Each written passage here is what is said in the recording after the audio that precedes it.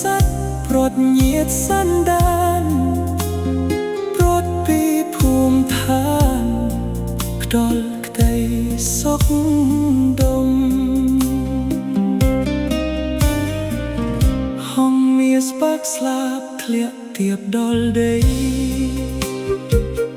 ជួបគ្រោះចងរៃទុកភ័យក្តៅងំអោព្រានឬស្យាមដែលចងគុំនំរសៀលគងភ្នំខ្ញុំស្ដាយអ្នកក្រៃ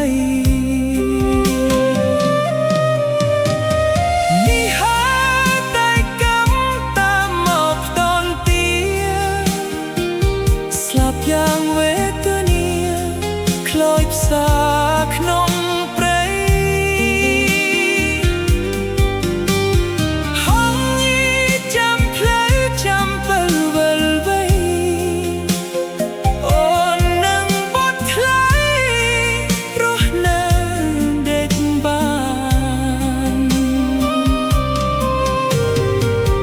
អាសូរនាងណាស់មើលបុត្រស្ងួនភ្ងារស់នៅរងាដោយក្តី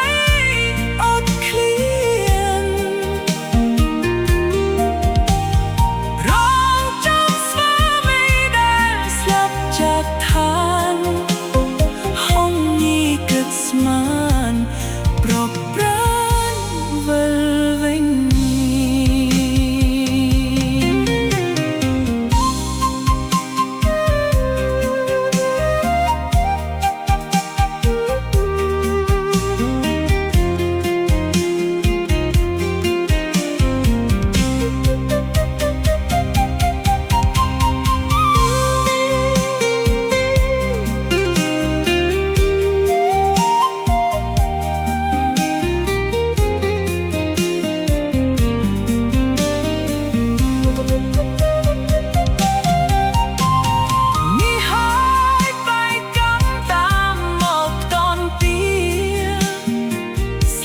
យ៉ាងវេទនា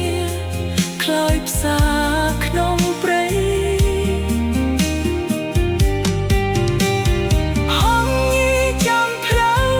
ចាំពេលវិលវ័យអូននឹងបត់ថ្លៃរស់នៅ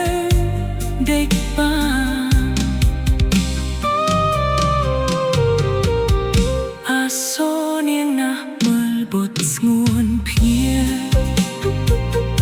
រស់នៅរងាដោយក្តីអត់ឃ្លានរងចាំស្វាមីដែលស្លាប់จากឋានហងញី